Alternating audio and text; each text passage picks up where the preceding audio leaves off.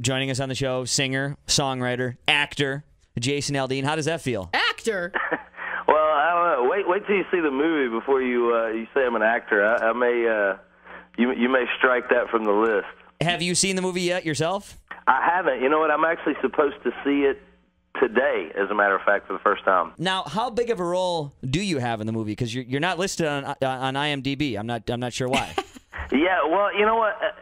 Originally, they wanted me to play a part that was a bigger part than what I ended up playing. But with me, with it being my first time acting, I basically turned that role down and was like, yeah, you got something that is a little bit less of a part, So I just kind of wanted to try a smaller part, Okay. and see if it was something I was even interested in. So I ended up taking a role, and it's got a few speaking parts in it, but it's not a huge part, which is exactly what I wanted to do. So if I was going to be bad, I wanted it to be as I wanted to be on the film as least amount of time as possible. You didn't want to ruin the movie. That's what I was going for. All right, well, fill me in. Now, wait, what's the name of the movie? When is it going to be out? Who's in the movie with you? What do you exactly play in it? I want all the details.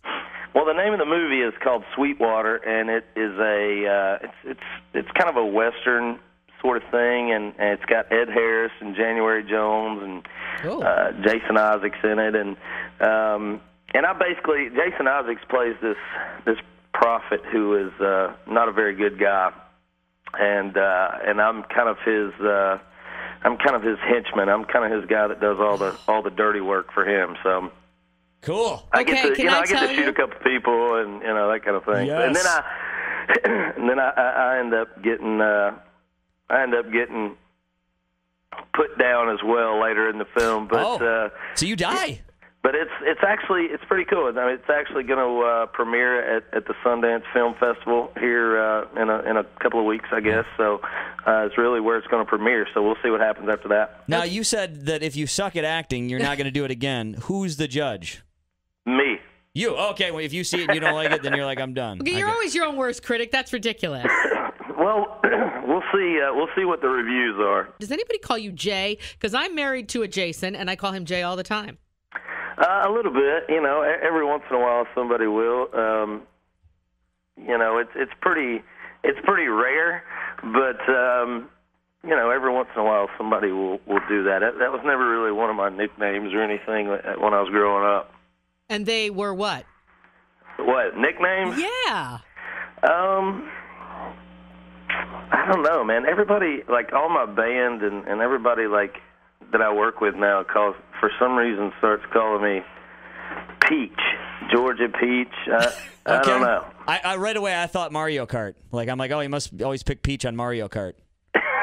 That's not the case, though. Not for that reason. Okay. That's interesting. Okay, and so speaking of Georgia, let's go with that theme. Can you explain to me, and I've tried them, and I guess because I'm from the Northeast, I don't get it, the concept behind the boiled peanut?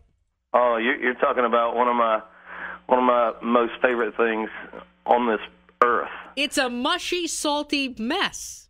It is a little piece of heaven. Really? And you can, I tell people up north, I was like, you want a southern treat? That's one of them. Go try that. Salt. If you like salty, then the boiled peanut is your. You got to give it a try. So I'm talking to my boss the other day, and my boss has 4 daughters, and I'm like, oh my God, I don't know how I could do that. You have 2 daughters yourself. I'm wondering how I would act if my daughters brought boys home. And I know your daughters are a little young, but that's going to happen eventually. They're going to start bringing boys home. Are there any rules on when and who your daughters can date? And have you thought about how you're going to act when they do bring these poor fellas home? I don't know, man. I like to think I've still got some time to plan my moves as far as that goes, but I know it's inevitable. It's going to happen.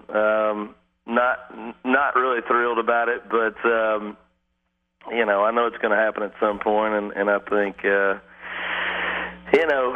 hopefully they'll whoever they bring home or whatever will be. You just hope that they're good kids, and if they don't bring one home that's got his pants around his knees. That would not go over very well. Your duet partner Kelly Clarkson's going to be getting married. Have you thought about what you're getting her for a wedding gift?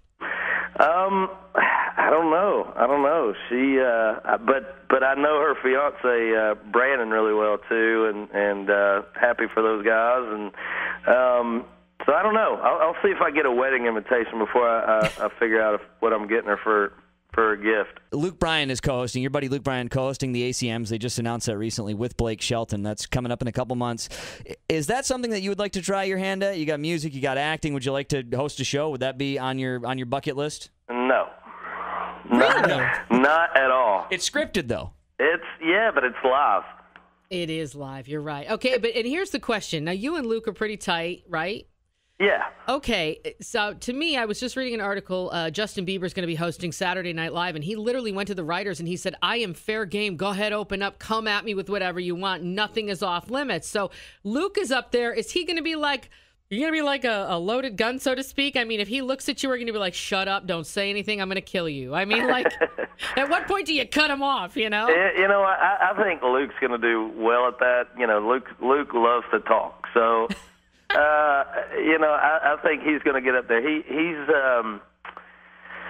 gets a little excited sometimes, where he may actually talk too much, and I think he gets ahead of himself sometimes, where he loses his train of thought. So it's actually going to be like watching.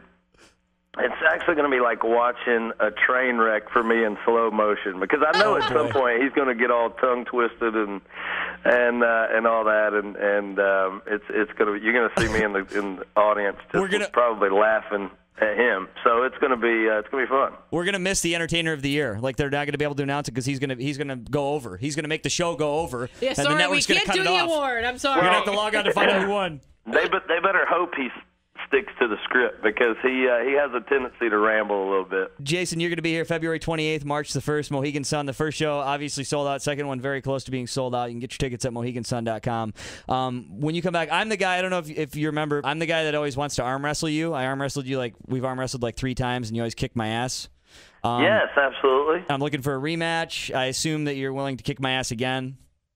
Well, I mean, how many times do we have to do this before you realize that you're going to lose? I've been pumping the iron.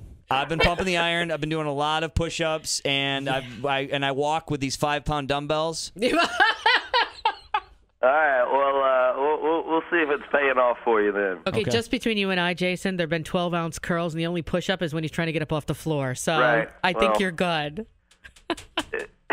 Well, all right. Well, we'll try it again. We'll see, and we'll see you when you are here at the end of next month. All right, man. We're looking forward to it, and can't wait to see you.